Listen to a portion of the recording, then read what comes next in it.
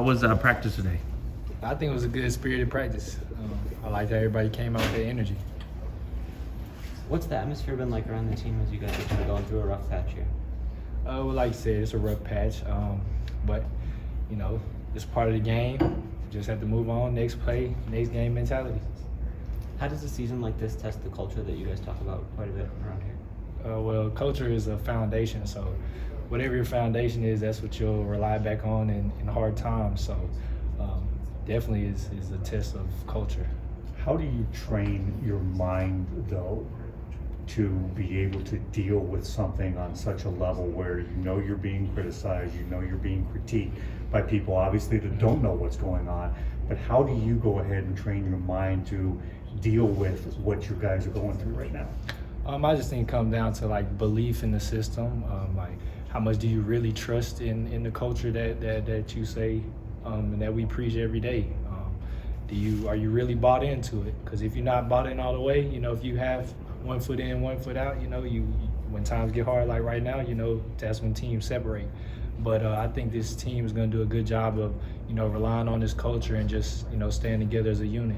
How do you not question, though, that faith, that belief, when it was kind of like, man, if you guys could have just picked up that fourth down, you know, then the defense isn't put into such a bad position, or vice versa.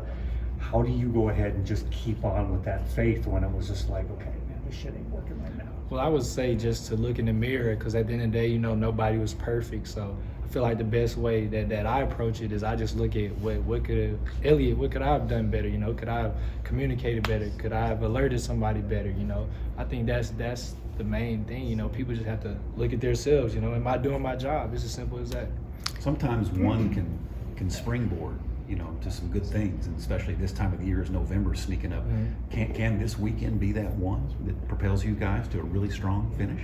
Oh, for sure, but just like Tripp had said here previously, I heard him, we just got to take it one game at a time. You know, we're not looking too far. I think this team needs to focus, like I said, focus on our job, focus on this certain play or this certain drive, and then, you know, go on to the next one, you know, not looking too far ahead. Elliott, how have the injuries in the defensive backfield, like how big of an impact was that this past week? Well, you know, injuries, you know, you can't see them into the future, you know. So yeah, it was big. You know, Ken had went down, but it's just the next man up, and that's just kind of how this program is built.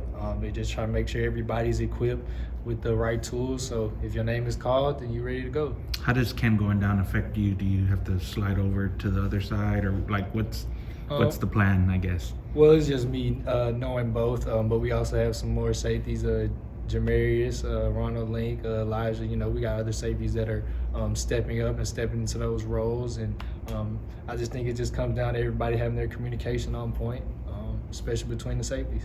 On those injuries, we all asked Coach about this. The last 2 or 3 years, it just seems like this team is really snake bitten when it comes to injuries. Do you guys even feel that, like, during the game, after the game, it was just like, dude, really?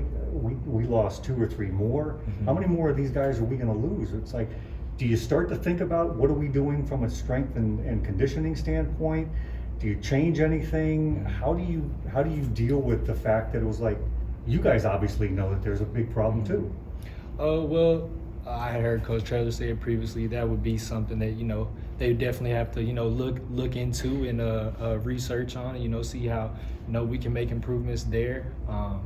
I just think as far as from a player's perspective, you know, the players have to continue to do everything in their power, you know, to be ready, you know, taking those preventative steps, you know, to prevent injuries, you know, before they happen. So I just think with the combination of the, you know, the coaches fixing, you know, the internal problems and the players just taking the initiative, I think we can get it handled. Elliott, are you at a point where you're ready to take on a lot of the communication that Ken usually happens? How does that fall to you when he's not out there? Well, we both communicate, so even though, you know, you may think that Ken does communication, he communicates in the field, you know, I have to always communicate into the boundaries. So communication has always been a big thing that, yeah, I've been doing that every week. Yes, sir. Does it change the role of a safety when a lot of your top cornerbacks are banged up? Do you have to approach plays differently to cover for the guys a little bit more? I would just say knowing your personnel, like knowing who's out there, making sure your communication is clear and that everybody's on the same page. Tell us about the Memphis offense. What are some of the things you got to watch out for this week? Oh, they're a good team, well-coached team. They got some good receivers, a good back, a quarterback who's experienced. So, I think we have to be on our P's and Q's this week for sure and play hard. How does because that's an 11 o'clock start, how does the night before and that morning, how does that completely change around? I know you've dealt with that before, but obviously that's got to be a complete different type of thinking. Yes, sir. So what do you do differently on, like, say, Friday night? Definitely getting a good night's rest, getting into bed early, and then waking up, just making sure we eating and getting that breakfast in our stomach, because about halfway through the game, you're going to feel it if you didn't eat in the morning. So, and then just getting your mind mentally prepared to get going early. And, we practice early in the morning, so, I think we'll be all right. Elliott, how do you guys go about addressing some of the big passing plays that the defense has given up this season? What has to happen to patch that up? Just continue to make sure everybody knows their job, communication. If there's any questions, make sure the questions are answered, before it happens, and not after. So, is there anything you can do in practice that targets those type of situations specifically, or how do you guys work on that? Our coaches they put us in some tough situations so that we can be prepared, when the game time comes, to be able to get that communication going. The other thing Coach Traylor's talked about is some of the emotional penalties from the defense. How much of an impact has that been for you guys this season? Well, penalties are hurt whether you're on the offense side, defense side, special teams. So penalties is something that we need to eliminate moving forward if we want to be successful. How do you guys target that? Like, what does it look like week to week, trying to iron that out? What's the process? I would say definitely in practice, just making sure there's no little small penalties, no matter how small it may seem in practice, in the game is way emphasized, the camera's on you, the refs are looking at you. So just making sure in practice that you take care of business in practice. Thanks, Elliott. Appreciate it.